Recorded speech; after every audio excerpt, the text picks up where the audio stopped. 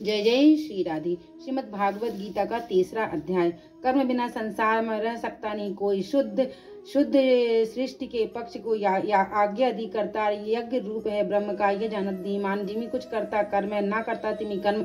मैं भी करता कर्म हूँ, देख सका तू मोह। यज्ञ कर्म का रूप है, नहीं इसमें निस्तार। जो नर त्यागे कर्म को सो मूर्ख नतन। इस कारण करना भला बेजर जानो मर्म। अर्जुन ने पूछा, हे जनार्दन, यदि आपके मत में कर्म कम बुद्धि श्रेष्ठ है तो केशव मुझे इस घोर नर कर्म में क्यों लगाते हो? मिले हुए वचनों से आप मेरी बुद्धि को भ्रम में डाल रहे हैं। निश्चय करके मुझे बतलाइए जिससे मैं कल्याण को प्राप्त हूँ। श्री कृष्ण जी बोले, हे निष्पाप अर्जुन, मैं पहले समझा चुका हूँ कि इस लोक में 2 प्रकार की निष्ठा कही गई है। एक तो सांख्य वालों का ध्यान योग, दूसरा योगियों का कर्म योग। कर्मों को प्रारंभ न करने से ही कोई निष्कर्म नहीं कहलाता और कर्मों को त्याग करके संन्यास ग्रहण करने से ही किसी को सिद्धि नहीं मिलती। मनुष्य क्षण भर भी कर्म किए बिना नहीं रह सकता।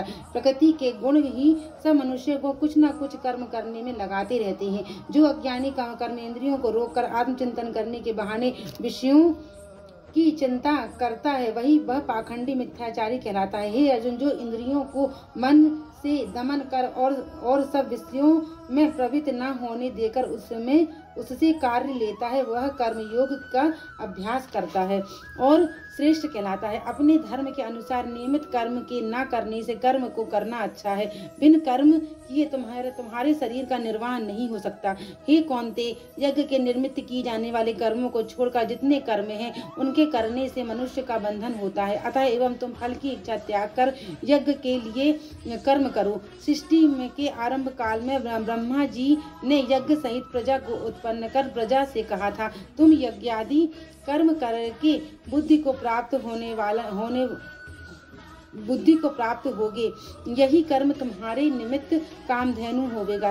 इस यज्ञ से तुम देवताओं को संतुष्ट करते रहो और देवता भी तुमको संतुष्ट करेंगे। इस प्रकार परस्पर बर्ताव करते हुए तुम और देवता कल्याण को प्राप्त होवोगे। यज्ञ आदि कर्मों से प्रसन्न होकर देवता तुमको इच्छित सुख की सामग्रियां देंगे, परंतु उनके लिए हुए दान को जो बिना उनका भोग लगाए ग्रहण करता है वह चोर है। 5 महायज्ञ करके जो शेष बचा हुआ भोग ग्रहण करते हैं वे पापों से मुक्त हो जाते हैं और जो अपने निमित्त ही अन्न पकाते हैं वे पापी पुरुष पाप को ही भक्षण करते हैं। अन्न से ही प्राणियों की उत्पत्ति होती है। अन्न मेघ से उत्पन्न होता है, मेघ यज्ञ द्वारा बरसता है और यज्ञ की उत्पत्ति कर्म से होती है। कर्म की उत्पत्ति ब्रह्म से हुई है और ब्रह्म अक्षर परमात्मा है। इस कारण सदा पदार्थों में रहने वाला जो ब्रह्मा है वह सब यज्ञों में प्रस्तुत है। हे पार्थ, इस प्रकार चलाए हुए कर्म चक्र के अनुसार जो नहीं चलता है वह पापमय है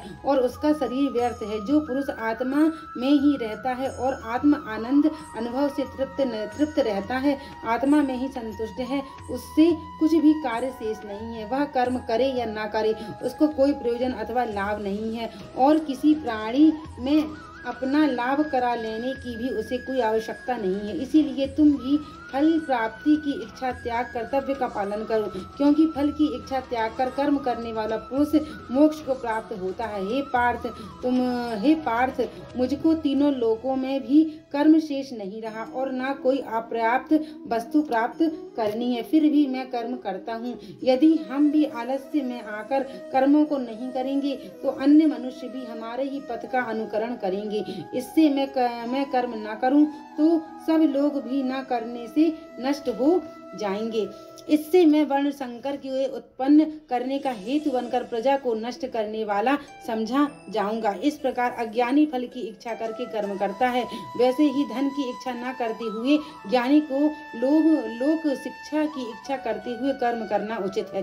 कर्म में आसक्त अज्ञानियों की वृद्धि में ज्ञान भेदभाव उत्पन्न न करें, परंतु आप स्वयं कर्म करता हुआ उसमें भी प्रसन्नता पूर्वक कर्म करावें। हे अर्जुन, सब कर्म प्रकृति के गुणों करके ही उत्पन्न होते हैं, परंतु जिनकी बुद्धि अहंकार से भ्रष्ट है ऐसे मूर्ख लोग समझते हैं कि हम करता हैं, परंतु जो गुण और कार्य के विभाग का सच्चा तत्व जानता है वह ज्ञानी पुरुष समझकर इसमें आसक्त नहीं होता कि गुणों का यह खेल आपस में हो रहा है। प्रकृति के गुणों करके भूले हुए मनुष्य गुणों और कर्मों में आसक्त होते हैं। उन अल्पज्ञ मर्दों मर्दों के ज्ञानी पुरुष कर्म मार्ग में चलायमान न करें। हे अर्जुन, अध्यात्मक बुद्धि से तुम सब कर्मों को मुझ में अर्पण करके कर्म फलों की आशा ममता को छोड़कर संग्राम करो। जो पुरुष श्रद्धा पूर्वक मेरे वचनों पर दोष दृष्टि न करके मेरे इस मत के अनुसार आचरण करते हैं, वे लोग कर्म बंधन से निश्चय मुक्त हो जाते हैं। और जो अज्ञानी मेरे इस मत पर दोष दृष्टि करते हुए इसको ग्रहण नहीं करते, वे संपूर्ण ज्ञान से रहित हैं। उनको नष्ट हुआ जानो। अपना कठिन धर्म भी दूसरों के सहज धर्म से हितकर होता है। सर्वधर्म में मरना भी कल्याण कारक है, परंतु अन्य धर्म भयानक हैं। अर्जुन ने कहा, हे विष्णु नंदन श्री कृष्ण, पुरुष को पाप कराने की इच्छा न होते हुए भी उसे कौन बलात्कार पाप के मार्ग में प्रवृत्त करता है। श्री कृष्ण भगवान बोले, हे अर्जुन, रजोगुण से उत्पन्न होने वाला काम व क्रोध मनुष्य को पाप मार्ग में ले जाता है। इसे करके उत्पन्न इच्छा कभी तृप्त नहीं होती है। ये महापापी और शत्रु हैं। जैसे धूल से दर्पण और झिल्ली से गर्भ का बालक ढका हुआ है, उसी प्रकार विषय की इच्छा से आत्मज्ञान ढका हुआ है। हे कुंती पुत्र, इस शत्रु काम करके अज्ञानियों का ज्ञान अक्षांधित हुआ है और सदा अग्नि की तरह तृप्त नहीं होता। इंद्रियां, मन और बुद्धि इस काम के आश्रय स्थान है। इसके सहारे विशेषा ज्ञान को अक्षांधित करके जीव को मोहित कर लेती है। अतः एवं तुम सर्वप्रथम इंद्रियों को वश में करके ज्ञान और विज्ञान को नष्ट करने वाले इस पापी काम को अवश्य ही जीतो कहते हैं। इंद्रियां सबसे प्रबल हैं और इंद्रियों से भी प्रबल मन है। इस प्रकार जो बुद्धि से परे है, उस आत्मा को जानकर निश्चयात्मक बुद्धि द्वारा मन को निश्चल करके, हे महाबाहो, तुम दुर्गम शत्रु को जीत लोगे। बोलो कृष्ण भगवान की जय। जय जय श्री राधे।